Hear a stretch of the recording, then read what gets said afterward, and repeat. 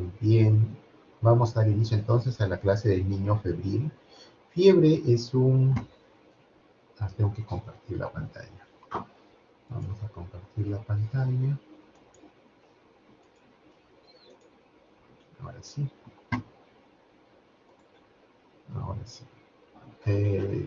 La fiebre es un síndrome y es un síntoma, ¿correcto? Decimos que es síndrome, el síndrome febril, porque corresponde a muchos signos y síntomas, ¿no? Y puede ser como causa varias entidades en enfermedades, ¿no? Así, por ejemplo, infecciones virales, infecciones parasitarias o infecciones bacterianas dan fiebre. Por lo tanto, estos signos y síntomas de la fiebre se denomina síndrome febril, ¿de acuerdo? Y es uno de los signos y síntomas de más motivo de consulta, con la consulta pediátrica. Si ustedes no son pediatras, son médicos generales en una post, en un centro de salud, van a ver niños con fiebre. Si son pediatras y están en emergencia de pediatría o en un consultorio de pediatría, un porcentaje importante de las consultas que tengan va a ser porque su niño tiene fiebre. Muchas veces la mamá lleva al niño con fiebre, pero además tiene diarrea, o además tiene tos, moquitos, o además tiene estrellas itéricas. Entonces allí un poco el examen físico y la anamnesis va a poder determinar cuál es la causa o la probable infección que esté detrás de ese cuadro febril. Pero habrá algunas veces en las cuales la mamá llega por fiebre y ustedes examinan y evalúan y no encuentran una posible etiología, el famoso foco infeccioso. Y es justamente allí la habilidad del médico, del pediatra, para poder definir qué hacer con ese niño. Hay algunas cosas que le voy conversando con ustedes en el transcurso de la presentación que es importante que ustedes fijen. A ver cómo funciona esto. Ya. A manera de introducción, pues les diré que es el motivo más frecuente de consulta para el pediatra y médico general, les decíamos. Esta cosa es importante. Mayormente, casi siempre se asocia a un proceso infeccioso, pero no siempre. Hay algunos momentos en los cuales los niños pueden tener temperatura elevada y no tienen relación con fiebre. Ejemplo de ello podemos decir las enfermedades autoinmunes. Ustedes han escuchado de la artritis reumatoide, el lupus, ¿no? La fiebre reumática. Son enfermedades autoinmunes que cursan con fiebre, pero no hay un proceso infeccioso detrás. ¿De acuerdo? También la ingesta de algunos medicamentos, ¿no? Por ejemplo, algunos anestésicos pueden generar hipertermias, aumento de la temperatura, y no está entonces detrás un cuadro infeccioso. ¿De acuerdo? Cierto es que sí, en la edad pediátrica, mayormente los niños con fiebre, detrás está un proceso infeccioso. Pero este proceso infeccioso hay que tener claro con los padres que puede ser viral, puede ser bacteria, puede ser un hongo, puede ser un parásito. Entonces, tiene que saber explicar y educar a la madre, porque muchas mamás cuando van a consulta le dicen, doctor, mi niño está con fiebre alta. Sí, señora. Y una vez que ustedes examinan y evalúan, dice, doctor, mi niño debe tener una infección fuerte, ¿verdad? Sí, señora, su niño es probable que tenga una infección tal lugar. Señor, doctor, entonces deme el mejor antibiótico, yo lo compro. Deme uno de marca, un antibiótico bueno, para cortar la enfermedad del niño, para cortar la fiebre. Y es que muchas de nuestras personas, justamente por falta de educación, piensan que fiebre es sinónimo de infección es sinónimo de infección bacteriana y por lo tanto hay que usar un antibiótico. Ustedes, va a ser su labor educar a esta población, educar a estas madres, que las infecciones en los niños mayormente son virales y las infecciones virales no tienen tratamiento antibiótico. Y fíjense, la gran pandemia del coronavirus ha servido para esta educación, ¿no? Cuando no se conocía mucho el manejo, se habló bastante en los primeros meses del uso de acitromicina, que es un antibiótico, para tratar el coronavirus. Ha quedado claramente demostrado una vez más que usar antibióticos que está demostrado su buen uso para tratar bacterias, no sirven para el tratamiento de virus. Por lo tanto, no es recomendable dar antibióticos cuando la sospecha clínica o la probabilidad clínica es una infección viral, ¿de acuerdo? Eso, por favor, que esté claro en ustedes para que puedan educar a los padres. Ya les he dicho que en los niños predominantemente la infección es viral, ¿no? Ayer hablábamos de las diarreas. La causa de diarrea más frecuente en los niños es rotavirus. Tampoco tiene tratamiento antibiótico el rotavirus. Hay una cosa importante, 10 a 20% de los niños con fiebres no vamos a identificar cuál es el foco de infección. Y eso llamamos fiebre sin foco. Entonces en ellos hay que tener mucho cuidado como vamos a ver más adelante. ¿Y cuál es el problema del niño con fiebre sin foco? El problema con niños con fiebre sin foco es que un porcentaje de estos niños tienen la posibilidad de tener bacteriemia oculta. Y la bacteriemia oculta podría evolucionar hacia una infección bacteriana severa, como meningitis, septicemia, pielonefritis, neumonía. ¿De acuerdo? Entonces, ese es el riesgo. Ese es el riesgo, que estos niños con fiebre sin foco podrían tener una bacteriemia oculta que y la posibilidad de que se localice como una meningitis, neumonía o sepsis. ¿De acuerdo? Entonces hay que identificar esos niños, esos riesgos.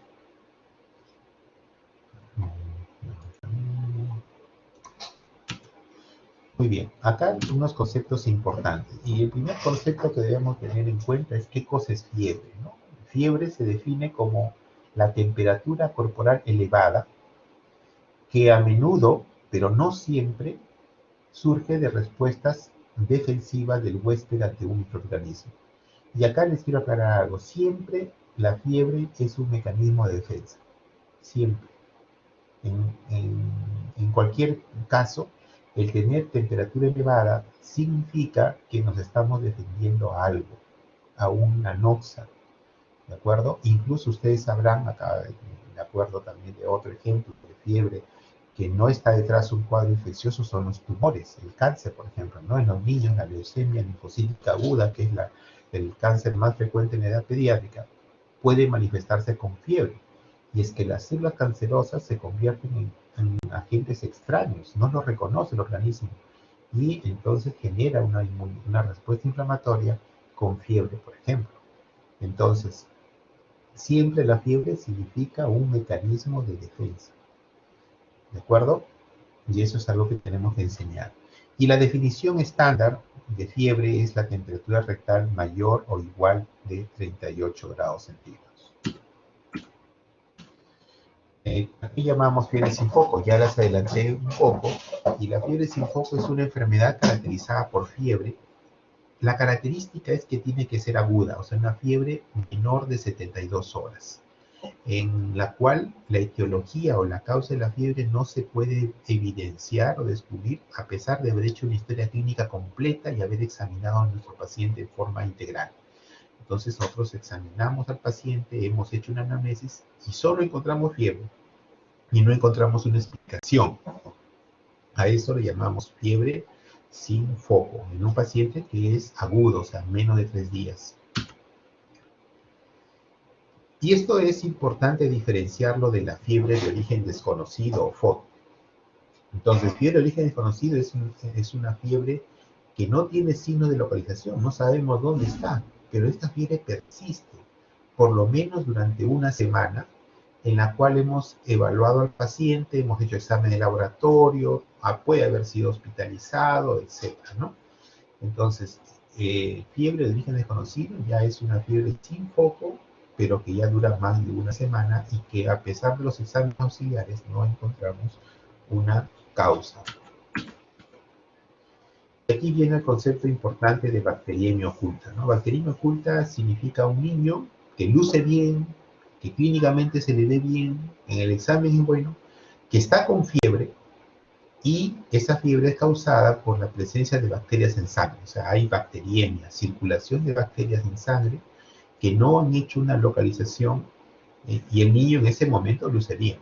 En ese momento, pero esas bacterias en sangre pueden ser controladas adecuadamente por el sistema inmunológico y quedar allí. O a lo mejor no es controlada de forma adecuada y se localiza en meninges y genera una meningitis, o en el pulmón y genera una neumonía, o en el riñón una pielonefritis. Es decir, se transforma en una infección bacteriana severa, ¿no? Entonces, esta bacteriemia se va a localizar en los puntos en que les he dicho, y allí ya se llamaría una infección bacteriana severa. Un concepto clínico importante en la práctica de emergencia, por ejemplo, es la apariencia tóxica, ¿no? Apariencia tóxica es un paciente que uno a veces dice, ¿sabes qué? Ese paciente no lo veo bien. ¿Y por qué no lo ves bien? Me luce tóxico. ¿Y por qué? ¿Por qué te luce tóxico? Entonces aquí usted tiene que aprender que la toxicidad de un paciente está referido a la evaluación clínica de 3 órganos o sistemas importantes. El sistema neurológico, entonces un paciente que lo ven letárgico, hipoactivo, somnoliento, con tendencia al sueño, tumbado, ¿no? Entonces hay compromiso del sistema nervioso, neurológico. Luego existe compromiso cardiovascular del corazón. Entonces hay circulación periférica alterada, ¿no? Llenado capilar lento, cianosis distal, frialdad distal, ¿no es cierto? Y problemas en la respiración, es decir, lo veo que no respira bien, hipo o hiperventilación. Entonces, compromiso neurológico del sistema cardiorrespiratorio, eso me da lo que llamamos apariencia tóxica o estado tóxico, ¿de acuerdo? Entonces, en el argot, que a veces usamos en emergencia, y usted lo van a escuchar, dicen, ese paciente se está queseando, ¿no? Se me está queseando ese paciente. Y es que ya está luciendo tóxico, ¿no? Lo vemos letárgico, hipoactivo, con signo de hipopresión tisular, ese paciente está mal. Entonces, cuando llegue un paciente de emergencia con esas características, ustedes observan, miran, y inmediatamente ese paciente tiene que pasar una unidad de trauma shock, porque su vida corre peligro. Y si no actuamos pronto, ese paciente se nos muere en emergencia. Bueno, aquí les voy a mostrar con un cuadrito la etiología. ¿Cuáles son las causas de la fiebre? En forma general, nosotros tenemos un grupo de niños que tiene fiebre sin signo de localización, o le llamamos niños con fiebre sin foco. Cuando se ha estudiado a los niños con fiebre sin foco en el tiempo, es decir, se ha hecho estudios de los niños que van a emergencia pediátrica con el diagnóstico y salen de la emergencia pediátrica con el diagnóstico de fiebre sin foco, a esos niños los han estudiado en el tiempo y con estudios virales. Y han encontrado que un buen porcentaje, la mayoría de estos niños con fiebre sin foco, corresponden a infecciones virales. Como les digo, en los niños ganan siempre los virus. Otras causas de fiebre sin foco son las otitis medias, es decir, al principio no está claro, además que el niño no refiere el dolor en oído, ¿no? Y muchas veces se pasa por alto ese examen, no evaluamos oído con regularidad. Entonces terminan siendo otitis medias agudas. Y otras causas como gastroenteritis, por ejemplo, ¿no? Que se presentan después. El otro grupo de niños son los niños con fiebre. Perdón, acá creo que me está explicando al revés, ¿no? Estábamos hablando de niños con fiebre y signos de focalización. Este grupo de niños con fiebre y signos de focalización son aquellos que les decía, pues, que mayormente son virus, y son niños que llegan con signos de diarrea, por ejemplo, con signos de tos, dolor de garganta, o con ojos amarillos para una hepatitis. O sea, tienen una explicación, tienen un foco, ¿no? Entonces, en estos niños con fiebre y signos de focalización, el tratamiento es tratar la enfermedad de fondo y manejar la fiebre en forma sintomática. El otro grupo, que decíamos niños con fiebre sin foco, también se les ha estudiado en el tiempo, y resulta ser que también las infecciones virales son la primera causa de estas fiebres sin foco, seguido por las infecciones urinarias. Y acá también es difícil que los niños manifiesten signos urinarios como los chicos mayores. Entonces, hacer un examen de orina forma parte importante en el estudio de la fiebre sin foco. Muy pocos pacientes de fiebre sin foco también corresponden a bacteriemias ocultas. Y en nuestro país, sobre todo en el norte del Perú, en la selva y en el oriente, el paludismo es una causa importante de fiebre sin foco también. Finalmente, el tercer grupo son niños con fiebre prolongada, ¿no? Son niños con fiebre prolongada, que no es lo mismo decir fiebre de origen desconocido. Fiebre prolongada es un cuadro febril que ya dura más allá de 7 días y estas pueden ser causadas por enfermedades infecciosas, por ejemplo, la tuberculosis da fiebre prolongada, o la brucelosis también da fiebre prolongada, o el Epstein-Barr virus, la mononucleosis infecciosa también. ¿Qué más? ¿Qué más? Bueno, esos son algunos ejemplos de fiebres que pueden durar tiempo, ¿no? Enfermedades infecciosas. Pero también acá están los grupos de fiebres que no son de origen infeccioso, ¿no? Como las enfermedades inmunológicas, la artritis reumatoide, y también las enfermedades oncológicas como la leucemia, que es el cáncer más frecuente en la edad pediátrica. Bien, ¿cuál es la fisiopatogenia de la fiebre? ¿No? La fisiopatogenia de la fiebre empieza con una noxa, con una inflamación, con un trauma. Y en la edad pediátrica, la infección, sea por virus, bacterias, hongos o parásitos, es el inicio de esta fisiopatogenia. La inflamación producida por la infección va a activar nuestra primera línea de defensas. La primera línea de defensas que se ubican en todos los órganos, incluso la piel o las mucosas, están los macrófagos. Los polimorfos nucleares también, y los macrófagos son nuestras células que están allí en primera línea defendiéndonos de las noxas externas. Los macrófagos, al contacto con esta noxa, va a generar la producción de pirógenos endógenos, ¿no? Y estos pirógenos endógenos son conocidos como la interleuquina 1, interleuquina 6 principalmente, interleuquina 8, ¿de acuerdo? El interferón gamma, ¿de acuerdo? Y estos pirógenos endógenos, que son proteínas que van a ir al cerebro y van a activar el centro termorregulador, aumentando el centro termorregulador. Pero también los macrófagos producen antipiréticos endógenos como la interleuquina 10, el factor de necrosis tumoral alfa, ¿de acuerdo? Y estos pirógenos endógenos y antipiréticos generalmente están en equilibrio. La acción en el hipotálamo van a estimular o inhibir en el hipotálamo el C hipotérmico, ¿no? Para que el sistema nervioso central dé efecto a los mecanismos efectores de fiebre, por ejemplo, escalofríos. Y este es, digamos, en resumen, lo que es el ciclo fisiopatogénico de la fiebre. Bueno, la fiebre se ha estudiado también y hemos visto que puede ser buena o puede ser mala, ¿no? Entonces hay causas positivas y causas negativas de la fiebre. ¿Por qué es buena la fiebre? ¿Por qué es positiva la fiebre? En datos experimentales indican de que la temperatura alta, 38, 39, promueve, favorece la lisis de las bacterias. Entonces, eso se ha visto claramente en laboratorios, por ejemplo, en los cultivos de neumococo, cuando son sometidos a temperaturas de 38 a 39, se destruyen con mayor facilidad, ¿no? Entonces se produce lisis bacteriana, por eso que es una parte de la defensa. El crecimiento bacteriano del Streptococcus pneumoniae se ve disminuido cuando está en temperaturas mayores a 38 grados centígrados. Entonces sigue siendo una buena defensa.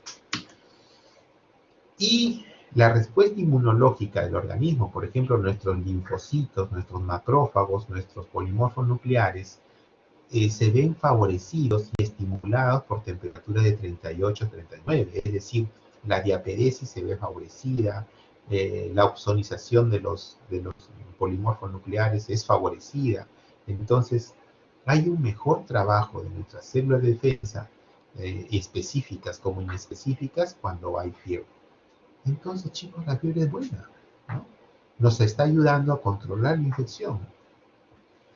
Pero obviamente también está la parte negativa, ¿no? Y las partes negativas de la fiebre, hemos visto que las personas tienen una menor supervivencia a infecciones por gram negativos cuando la temperatura es más allá de 40,5. O sea, temperaturas por encima de 40,5 ya pierde el efecto benéfico.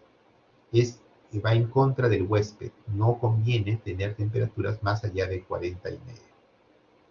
¿Por qué? Porque también el sistema inmunológico se ve inhibido. O sea, el sistema inmunológico trabaja muy bien en 38, 39, pero por encima de 40 ya no va a trabajar adecuadamente.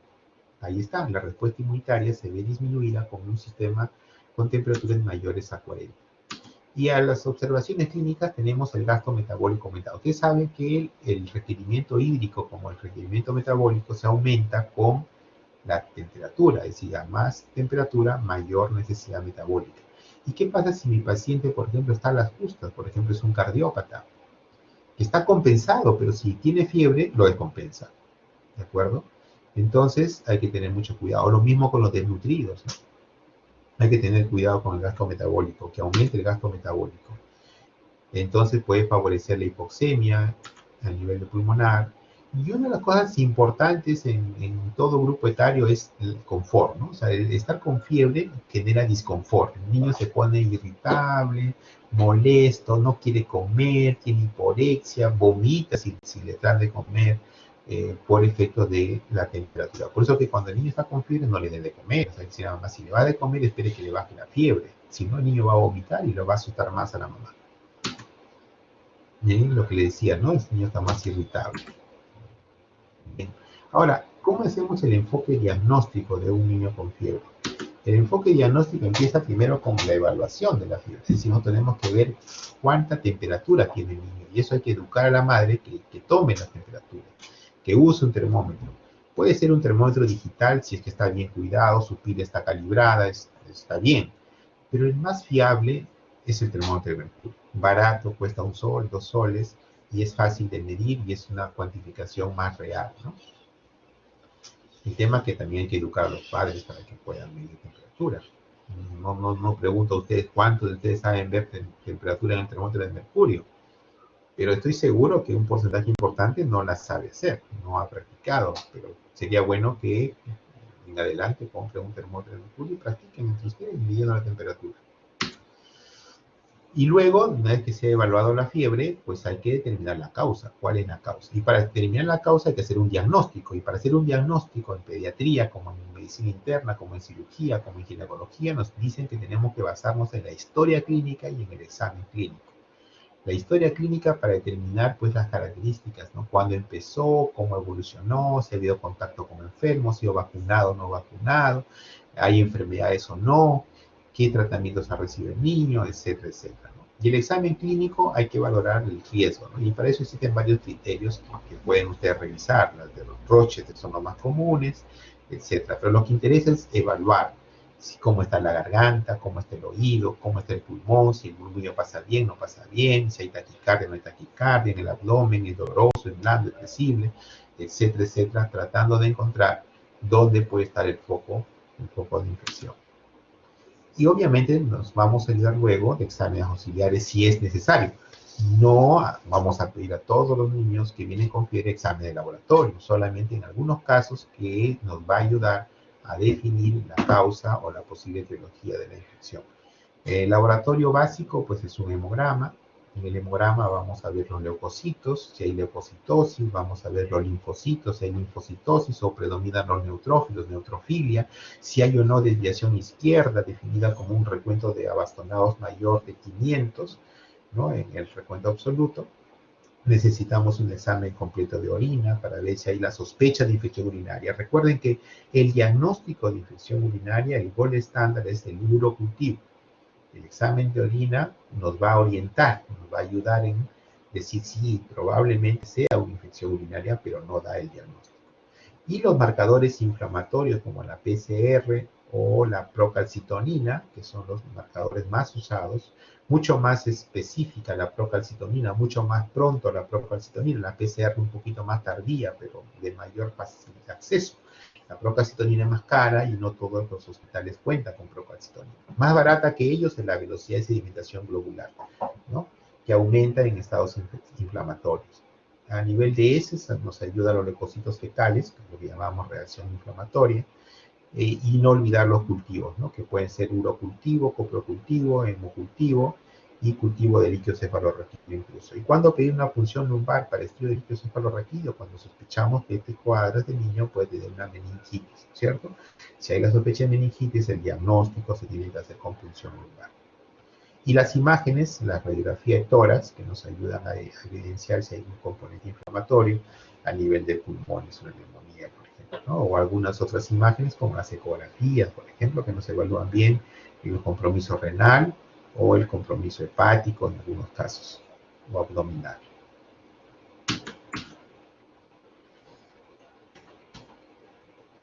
Aquí a continuación lo que voy a explicarles es un poco de lo que es el enfoque que tenemos que tener en un niño con fiebre sin foco. O sea, tengo un niño con fiebre sin foco, le he examinado, le he estudiado y no tengo foco. Entonces, ese es el enfoque que voy a hacer. En el lactante menor de un mes, y eso ya me lleva a neonatología, o ya terminamos neonatología, bueno, quiero hacerle recordar que el niño menor de un mes con fiebre, ¿no? Y eso sería un neonato con fiebre sin causa, o sea, sin foco. Aquí, chicos, no se van a equivocar en hospitalizarlo.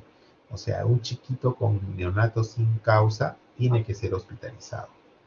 Y hay que tomarle cultivos, incluso punción lumbar. Inmediatamente tomados los cultivos, empezar antibióticos parenterales y tomarle una radiografía de tórax para ver que no hay compromiso pulmonar. Entonces, todo neonato con fiebre que no le encuentran ustedes una explicación, una causa, ese chiquito lo tienen que hospitalizar. Si están en un centro de salud, una posta, tienen que derivarlo a un hospital donde puedan hospitalizarlo y haya un pediatra que lo pueda manejar. ¿De acuerdo? Entonces, un lactante menor con fiebre, con un neonato, perdón, un neonato con fiebre, que no tiene una explicación, tiene que ser hospitalizado y ese niño tiene que derivarlo. Ahora dirán, doctor, ¿y qué pasa si sí le encuentro la causa? Por ejemplo, tiene una onfalitis, una infección del cordón umbilical. También lo tienen que hospitalizar. ¿De acuerdo? O sea, un neonato con fiebre sin causa lo tienen que hospitalizar. Y si encuentro la causa como una onfalitis, por ejemplo, o una probable pielonefritis, porque el examen de orina está patológico, tiene que ser manejado con antibióticos parenterales en un hospital. ¿De acuerdo? Y si su hospital tiene para pediatría, lo hospitalizará. La otra línea es en la parte de que no sea causa, sino que le entienda, ¿no? Y esto lo dejo para los pediatras o para los neonatólogos. Ustedes saben que los neonatos, si no se alimentan con leche materna en forma adecuada o con fórmula, no se alimentan en forma adecuada y se deshidratan, ¿no? La hipernatremia en el neonato puede dar fiebre. ¿Cómo me doy cuenta yo en el neonato puede ser la causa de hipernatremia? Una, miran fácil, ¿no? Le tomamos electrolitos séricos, claro que sí. Tomamos electrolitos séricos y vemos sodio incrementado, hipernatremia, este chiquito no tomó leche adecuadamente. De repente la mamá se lleva a su casa, un día, 2, 3, y no tiene leche materna, no tiene leche, le han dicho que solo le dé leche materna. El pobre bebito se llora y mama y no encuentra leche, se deshidrata, hace hipernatremia y toma temperatura y tiene 38,5. Entonces, es una fiebre por hipernatremia. Entonces, yo, sabiendo el peso de nacimiento, lo peso. Y si la pérdida de peso es mayor al 15%, saben que el niño en la primera semana puede bajar de peso aproximadamente 10% del peso de nacimiento, pero si ya encuentro que pesó 3 kilos al nacer, va a la emergencia, y en la emergencia está pesando 2 kilos 600, o sea, ha bajado 2 kilos 400, ha bajado 600 gramos, ha bajado un 20% de su peso de inicio, pues entonces este niño le toma electrolitos y me va a salir elevado el sodio. Entonces acá el tratamiento es hidratarlo, o sea, darle leche, si no hay leche materna, leche de fórmula, y con eso se soluciona el problema de la fiebre, una vez corregida la hipernatremia. ¿De acuerdo? Entonces, aquí, pues si es un pediatra, puede observarlo y reevaluarlo en 24 horas después de una buena hidratación. El otro grupo de niños son los niños de 1 mes a 3 meses, ¿no? De 1 mes a 3 meses. Estos chiquitos acaban de dejar de ser neonatos, pero todavía no son lactantes mayores, es una etapa media indecisa. Que están sanos y hacen fiebre sin foco. ¿Qué pasa con ellos? Acá en los niños de 1 mes a 3 meses lo que hay que valorar son los criterios de bajo riesgo. ¿Qué criterios de bajo riesgo tengo? O no los tengo, ¿no? Entonces, estos criterios de bajo riesgo, ¿qué son? Uno, que tengan apariencia sana. Porque si no tienen apariencia sana, o sea, lucen tóxicos, ni hablar, se hospitalizan. Luego tienen que no haber evidencia de infección, y eso tiene que ser porque es fiebre sin foco, no hay evidencia de un foco infeccioso. Le tengo que hacer un hemograma, que me muestre que los leucocitos están entre 5.000 y 15.000, que el recuento de abastonado sea menor de 1.500, que su examen de orina es normal, y si hay diarrea, los leucocitos fecales sean de menos de 10 por campo. En conclusión, en un lactante de 1 a 3 meses que está con fiebre, le tengo que hacer exámenes de hemograma y de orina, obligadamente. Todo lactante de 1 a 3 meses con fiebre, hay que evaluarlo clínicamente, se le ve sano, no hay foco, hemograma, examen de orina normales, entonces diré que cumple con criterios de bajo riesgo. Y si cumple, y si no cumple estos criterios de bajo riesgo, ese niño se hospitaliza, al igual que el neonato con fiebre, para tomarle cultivos, hemocultivo, urocultivo, y darle tratamiento antibióticos endovenosos, igual que en el neonato. Pero si cumple estos criterios de bajo riesgo, el manejo puede ser ambulatorio. Y el manejo ambulatorio puede ser una opción 1, ¿no? Le tomo hemocultivo, urocultivo, y le doy antibióticos como ceftriaxona, o le tomo hemocultivo urocultivo y lo observo y lo reevalúo en 24 horas para ver cómo va clínicamente. ¿De acuerdo? Entonces, eso es el manejo de un lactante de 1 a 3 meses sano con fiebre sin foco. Hay que valorar los criterios de bajo riesgo. Si no cumple los criterios de bajo riesgo, se hospitaliza como neonato para tratamiento antibiótico previa toma de cultivos. Si cumple estos criterios, tengo dos opciones. Tomo cultivos y ceftriaxona, que se va a repetir a las 24 horas, o solamente cultivos y lo reevalúo en 24 horas. La gran mayoría de niños que ustedes van a ver en la emergencia o en consulta externa son los niños de 3 a 36 meses, es decir, de 3 meses a 3 años, que son sanos previamente y no tienen foco, pero no tienen apariencia tóxica. O sea, este grupo no lucen tóxicos, ¿de acuerdo? No lucen tóxicos. Aquí la primera pregunta es, ¿la temperatura del niño es mayor a 39? Si la respuesta es no, no hay necesidad de hacer ninguna prueba diagnóstica ni antibióticos. No necesita antibióticos ni pruebas diagnósticas si no tiene fiebre más de 39.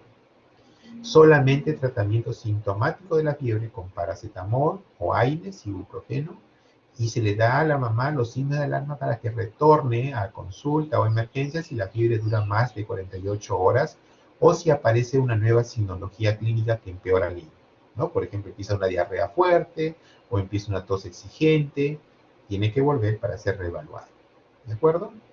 Entonces, si este niño de 3 a 36 meses no luce tóxico y no tiene temperatura más de 39, se maneja en casa sin examen de laboratorio, solamente con tratamiento sintomático para la fiebre, con las indicaciones de retornar si la condición clínica no mejora. Si la temperatura es más de 39, sí, entonces este niño tiene que hacerse examen de hemograma y examen de orina. ¿Ya? Hemograma y examen de orina. Si en el hemograma los leucocitos son más de 15.000 o los neutrófilos más de 10.000, debe tomarse un hemocultivo y iniciar antibióticos que puede ser vía oral. ¿Ya? Si en el hemograma es normal, este niño puede dar de alta y solamente manejo con sintomáticos y reevaluarlo en 48 horas si persiste febril o si la condición clínica empeora o no mejora. Y en relación al examen de orina, acá lo que buscamos son leucocituria, o sea, aumento de leucocitos, o la presencia de estirase leucocitaria. Estos dos criterios nos está diciendo que hay la posibilidad de una infección bacteriana, al igual que los nitritos en orina. Entonces, leucocituria, estirase leucocitaria o nitritos en orina, si los tiene, es la sospecha de infección urinaria. Entonces hay que tomarle un urocultivo e iniciar un tratamiento antibiótico para la sospecha de infección urinaria. Se tiene que reevaluar con el resultado del urocultivo, que suele demorar 4 días o 3 días en el mejor de los casos. Entonces, ya con el urocultivo, confirmo el diagnóstico, veo el antibiograma y defino con qué antibiótico va a continuar. Podría ser el mismo si veo que la sensibilidad es buena. Si el examen de orina es normal, entonces se le tiene que reevaluar en 48 horas si persiste febril para volver a examinar. ¿De acuerdo? Entonces, este cuadro, digamos, es lo que ustedes más van a manejar, porque la mayoría de pacientes que van a ver en consulta o en emergencia es niños de 3 a 36 meses que lucen bien, no lucen tóxicos, pero están con fiebre. Entonces, allí lo que hay que ver es, ¿la fiebre es más de 39 o no? Si no es más de 39, puede ir a su casa y son los sintomáticos y retornar si empeora. Y si tiene más de 39, manejar con un examen de orina y un hemograma. Y de acuerdo a los resultados, dar el manejo. ¿De acuerdo? Entonces, no estamos dando antibióticos a todo el mundo. Estamos haciendo un manejo pensado, razonado, según riesgos. Bien. Ahora, ¿qué pasa con el niño de 3 a 36 meses con fiebre sin foco, pero con apariencia tóxica? Aquí sí no hay vuelta que darle. Esto es sencillísimo. Si luce tóxico, ¿qué les dije? Se hospitaliza. Inmediatamente se va a trauma shock y a una evaluación completa de sepsis, ¿no? Con hemograma completo, orina, punción lumbar, radiografía de tórax y todos los exámenes que se necesitan. Y definitivamente el manejo es con antibióticos parenterales, ¿no? Ceftriaxona, que es una cefalopamida de tercera generación, o una ampicilina más un aminoglucósido, y se evalúa las 24 o 48 horas según la evolución clínica.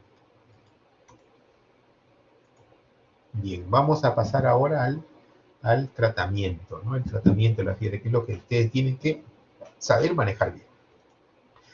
Primero, la pregunta, ¿por qué no bajar la fiebre? Porque dice, doctor, que usted nos ha dicho que la fiebre es mecanismo de defensa. Entonces, ¿por qué no bajar? Porque justamente mejora la respuesta inmune del huésped ante la enfermedad. Disminuye el crecimiento de virus y bacterias patógenas. Y tratar la fiebre prolonga la enfermedad. Esto le puse así entre signos de interrogación, porque se hizo un estudio con la varicela, ¿no? Con la varicela se hizo un estudio muy simpático, en el cual todo niño que venía a su primera consulta con lesiones de varicela, empezaba el protocolo. O sea, a un grupo de niños se les dio antipiréticos en horario, y a otro grupo de niños se les dio solamente los antipiréticos condicional a fiebre o a disconfort. O sea, no se les daba siempre. Y lo que se vio que el grupo a los cuales se les dio antipiréticos en horario, en los cuales se les controló la temperatura, la duración de la enfermedad fue mayor que el grupo en los cuales no se controló la temperatura, o sea, que se les dio condicional. ¿Por qué? La explicación es, el concepto teórico es que la fiebre mejora la defensa, activa los linfocitos y hace que haga su trabajo mejor, más rápido. Por lo tanto, la persona se cura más rápido. ¿De acuerdo? Entonces, esa es la explicación fisiopatológica. Esa es la razón por la cual no bajar la fiebre. Pero también hay razones por las cuales sí debemos de bajarla, ¿no? ¿Por qué bajarlas? Primero, les dije que una de las cosas que causaba es disconfort, ¿no? El niño se siente mal, no come, es irritable, vomita con facilidad. Entonces, ayuda al disconfort. Pero aquí me permito decirles que no solamente el disconfort del niño, créanme que a veces, yo lo he hecho algunas veces, es por la ansiedad de los padres, el desconfort de los padres, y más que de los padres, de la abuela. Entonces, allí, pero doctor, que mire que mi niño que va a convulsionar, ese gran temor, ¿no? Va a convulsionar, que no sé qué, se desesperan los papás. Entonces hay que tratar de calmarlos. Y bueno, pues ahí terminamos a veces dándoles su antipirético para que el niño baje la temperatura y estén más tranquilos los padres. Cierto es que también podemos prevenir complicaciones. Por ejemplo, en el niño que les decía cardiópata, con insuficiencia cardíaca, o el niño con anemia crónica, que su metabolismo está al límite, el tener fiebre lo descompensa la cardiopatía, descompensa la anemia. Entonces, en esos pacientes tenemos que tener cuidado que no hagan fiebre. En pacientes que son epilépticos puede inducir convulsiones. ¿Ah? En pacientes que ya tienen un fondo epiléptico puede inducir convulsiones. Entonces, el paciente que hace convulsiones febriles, por ejemplo, en ellos sí, pues no hace fiebre, tengo que bajarla, no, esperen, porque puede convulsionar. Un niño pequeño, menor de 5 años, que ya tiene antecedente de convulsión febril. Y yo les dije también que temperaturas mayor de 41 no son nada buenas, y esas sí son peligrosas, y esas sí hay que bajarlas. Y bueno, ¿qué hacemos? ¿Con qué lo bajamos? ¿No? A mí me enseñaron siempre los medios físicos. Y a mí cuando estudiaba medicina, los medios físicos significaban pues el alcohol, vinagre bulli, que era horroroso, que ya no se recomienda. Ya no se recomienda el uso de soluciones alcohólicas. En los medios físicos básicamente se hace aligerando las ropas. Por ejemplo, un neonato, yo veo que a veces, desgraciadamente, pues no les explican, pero yo veo niños neonatos que llegan a la emergencia y los ven médico general, ustedes van a ser médicos generales, y tiene 38 de temperatura y ya les están dando Panadol. Y lo peor, a veces antalgina, metamizol, ibuprofeno. A un neonato. Al neonato solamente le tienen que aligerar la ropa, lo desvisten un ratito y ellos rápidamente baja su temperatura. ¿De acuerdo? Entonces, un neonato no necesita tratamiento antipirético. ¿De acuerdo? Ellos solamente descubriéndolos, la temperatura disminuye. Y los medios físicos, las compresas o el baño debe ser con agua tibia, no con agua fría, con agua tibia. El aumento de ingesta de líquidos también ayuda al control de la temperatura y mantener un ambiente templado. Hay que evitar, no hay que usar baño con agua fría o las soluciones alcohólicas y mucho menos los enemas de agua helada que alguna vez se aplicaron en la antigüedad. El tratamiento farmacológico, o sea, la medicación, ¿cómo lo voy a dar? Acá sí he hecho mano a, por ejemplo, acá les pongo los primeros medicamentos antipiréticos que surgieron fueron los salicilatos. Ustedes saben que los salicilatos fue el principio activo inicial muy famoso de Bayer, el ácido acetil salicílico, ¿no? Y nombre comercial aspirina, muy conocida. Entonces, aquí lo pongo en primer lugar y les digo a ustedes que el ácido acetil salicílico no deben utilizar en pediatría para el manejo de la fiebre de manera habitual. La aspirina, el ácido acetil salicílico, tiene un lugar muy claro en pediatría. Nosotros la utilizamos y se utiliza, por ejemplo, en enfermedades reumatológicas. Y lo utilizamos, por ejemplo, en Kawasaki. En Kawasaki usamos aspirinas altísimas dosis en niños. Entonces, pero generalmente en la práctica ambulatoria general de ustedes, no usen aspirina para manejar cuadros febriles. ¿De acuerdo? Yo se lo pongo muy grande ahí. ¿Por qué? Porque cuando se ha usado aspirina en niños que tienen infecciones virales, como por ejemplo varicela, que se ha estudiado bastante, hay una complicación importante que puede causar la muerte del niño, que es el síndrome de Reye. El síndrome de Reye se ha asociado al uso de salicilatos, aspirina, ácido salicílico en pacientes con infecciones virales, ¿no? Mucho con varicela. Así que por favor, no utilizar. Y acá me refiero no solo a los salicilatos, sino tengan cuidado con los AINES en general también, y enfermedad de varicela. El fármaco antipirético más conocido y manejado por los pediatras y médicos generales es el paracetamol. En Estados Unidos lo conocen como acetaminofén. Es lo mismo, es paracetamol, lo conocemos como paracetamol. ¿Y cuál es la dosis del paracetamol? 10 miligramos por kilo por dosis. No, tengan cuidado, 10 a 15 miligramos por kilo por dosis y puede darse cada 4 o 6 horas si se necesita. Pero tener cuidado con la dosis total. ¿Por qué? Porque el metabolismo del paracetamol es hepático a través del citocromo P450 y el exceso de paracetamol a nivel hepático puede generar toxicidad importante, ¿no? Sobre todo, cuidado con pasarse los 4 gramos por día.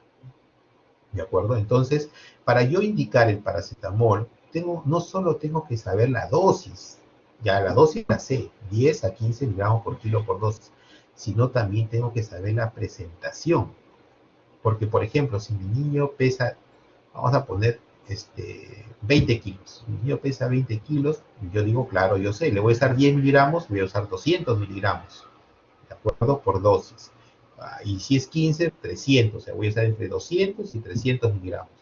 Pero ¿y cómo le doy? ¿Cómo le digo a la papá que le dé eso? Señor, denle usted a su niño 200 miligramos de paracetamol. Y el papá me va a decir, doctor, ¿y cómo hago?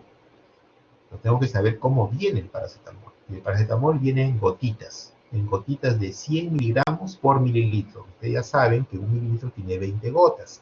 Si le quiero dar 200 miligramos, pues le diré, señor, dele 40 gotas. ¿Correcto?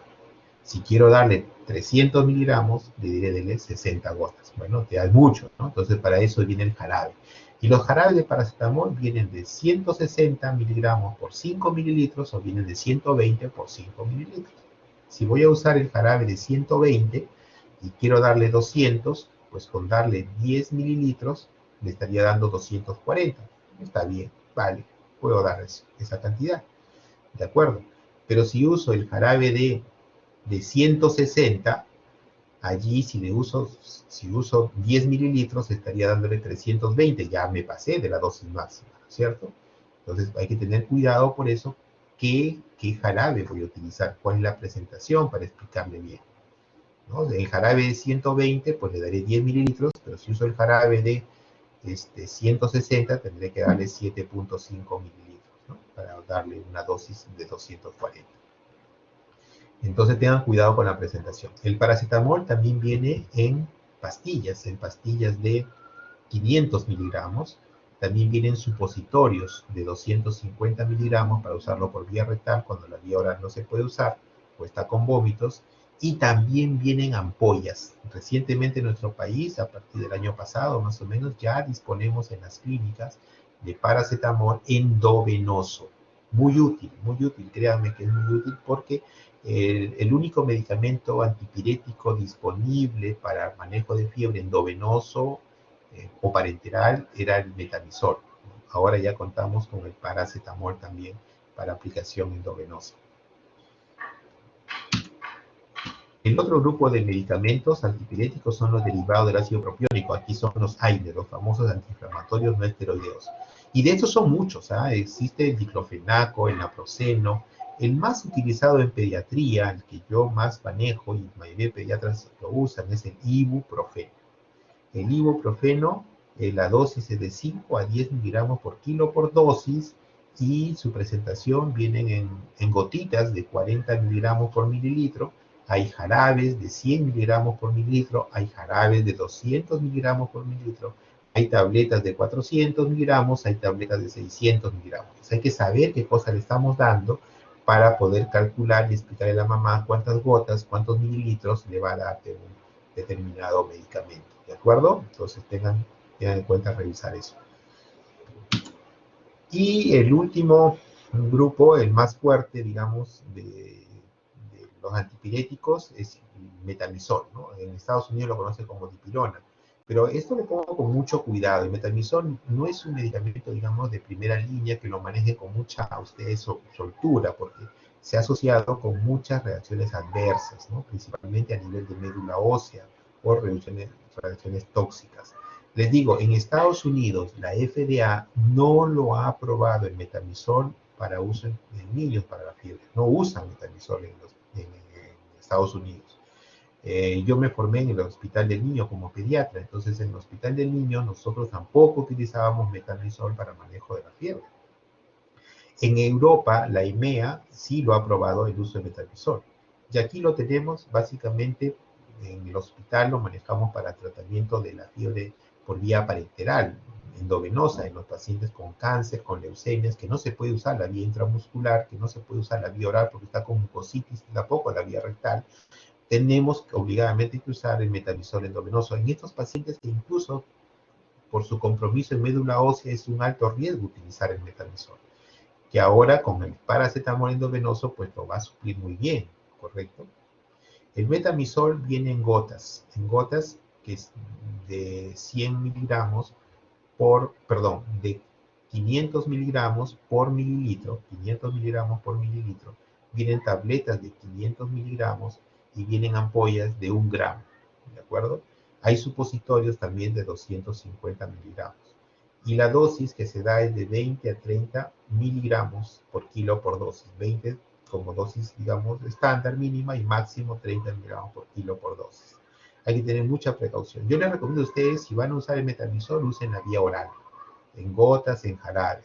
Eviten la vía parenteral. Si es que tienen que usar la vía parenteral en su emergencia, usen la intramuscular, hinquen el poto. Es menos riesgo que usar la vía endovenosa, porque si hace un shock tóxico por la vía endovenosa van a estar en serios problemas. ¿Qué ha ocurrido? Así que no digan que no les avisé. Bien, las conclusiones que podemos decir de la charla de hoy entonces es que la apariencia clínica del niño febril, la apariencia clínica, es más importante que el nivel de fiebre. O sea, puede tener un niño 40 de temperatura, pero su estado clínico se ve bien, no luce tóxico, yo estoy tranquilo. Pero si el niño luce tóxico, no importa que esté con 37, con 38 grados de temperatura, ese niño que luce tóxico es una emergencia. La temperatura corporal normal no descarta infección seria. O sea, un niño puede tener 37,5 de temperatura, pero tiene pobre perfusión tisular, tiene signos de shock, está con una infección seria. Y es más, hay algunos microorganismos como los gram negativos que muchas veces no producen hipertermia, sino producen hipotermia. La infección del tracto respiratorio superior, es decir, las vías respiratorias, es el foco más común de fiebre en niños menores de 3 años. Yo le decía que era la primera causa de infecciones ayer, ¿no? Y la diarrea significaba la segunda causa de infecciones en los niños. Muchos niños de 0 a 36 meses con fiebre sin foco son consecuencia de infecciones virales. Pero ellos podrían tener dos infecciones bacterianas serias. De las dos infecciones bacterianas serias es la infección urinaria y la bacteriana. Por eso es que pedimos examen de orina y un hemograma completo. Neonatos febriles. Y niños con apariencia tóxica, no importa su edad, tienen alto riesgo de infección bacteriana seria y tienen que ser hospitalizados. Entonces, un niño de 1 a 36 meses con fiebre sin foco puede ser tratado en forma más selectiva y no decir a todos darle antibióticos. Muchas gracias por la atención. Quiero ver si hay preguntas, que sí debe haber.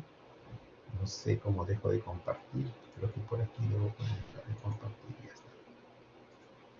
Ok, bien. Entonces, a ver, aquí hay manitas levantadas. No, hay preguntas. A ver, preguntas que pueden haber. Todos están. Marlene, Mercedes, Marlene. A ver, Marlene. Doctor, También. sí, una Sí. consulta, ¿no? Yo vi, cuando rotábamos, antes de la pandemia, bueno, cuando rotábamos en el hospital, yo vi que había fiebres que no se le podía administrar ningún medicamento, ningún paracetamol, porque si no le aumentaba la temperatura. Eso es lo que me A ver. explicaron, ¿no? Cuando estaba en el hospital. Me dijeron que no se le podía administrar porque había fiebres, un tipo de fiebre que era resistente a ciertos medicamentos y no se le podía dar nada porque ya se le había administrado. Entonces, cada vez que se le daba, ponga el paracetamol, por ejemplo, le volvía a aumentar la fiebre. Ya. Y muchas veces esos cuadros están asociados a lo que se llama, son rarísimos, la hipertermia maligna. Hay un cuadro que se llama hipertermia maligna y son desencadenados por algunos medicamentos, ¿no? Lo que más se ve son con algunos anestésicos.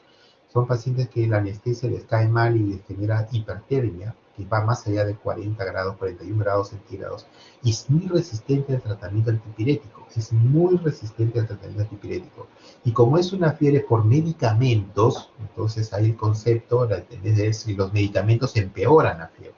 Y aquí no se utilizan antipiréticos, ahí en la hipertermia maligna se utilizan neurolépticos, otros medicamentos de acción central para tratar de disminuir la fiebre. ¿De acuerdo? Entonces, de repente has visto un caso de esos raros de hipertermia maligna en los cuales pues está Sí, asociada la hipertermia a medicamentos y los antipiréticos que nosotros usamos mayormente pues no van a ayudar en esos casos, sino los neurolépticos. ¿Ya? ya, doctor, gracias. Muy bien. ¿Alguna otra pregunta?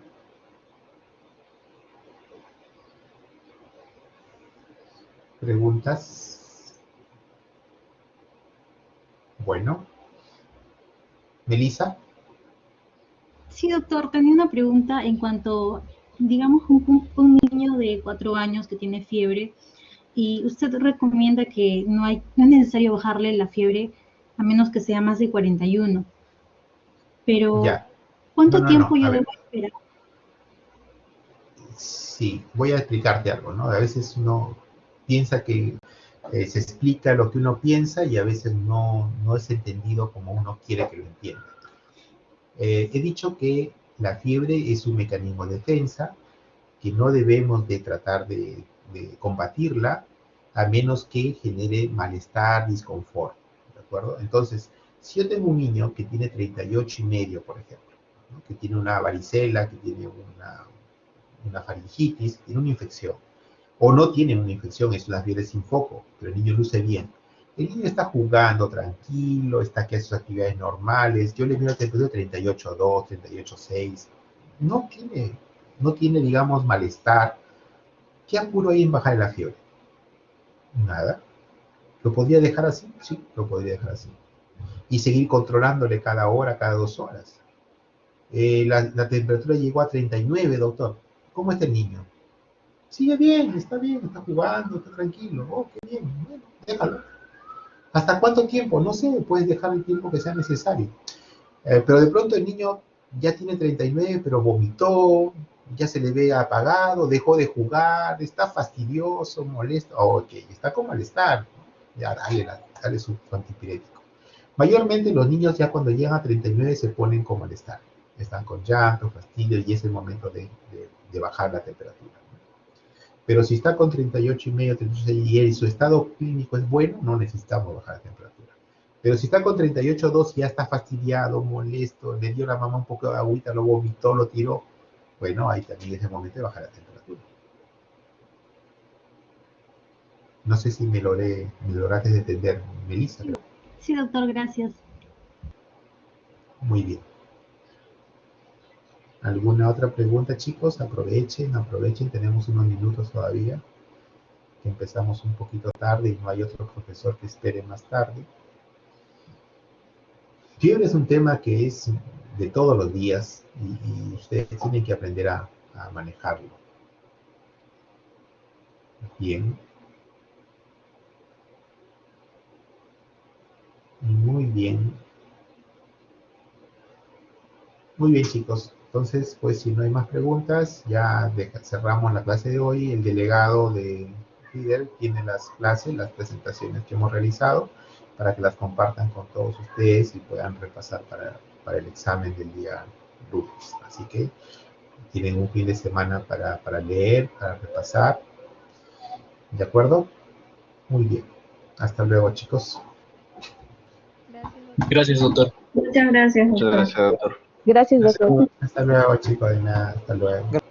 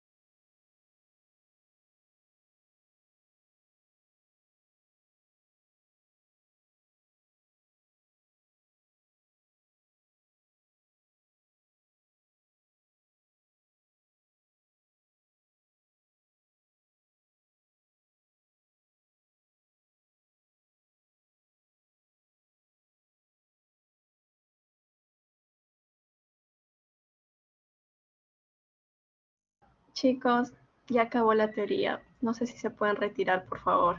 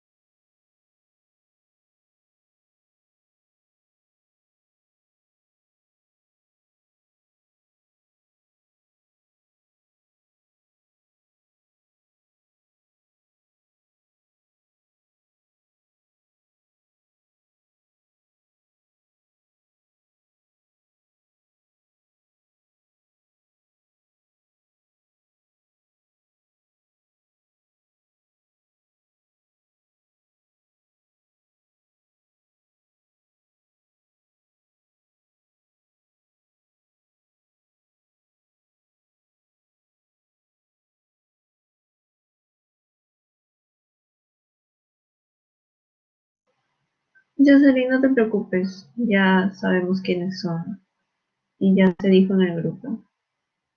Sal, no hay problema. Está bien.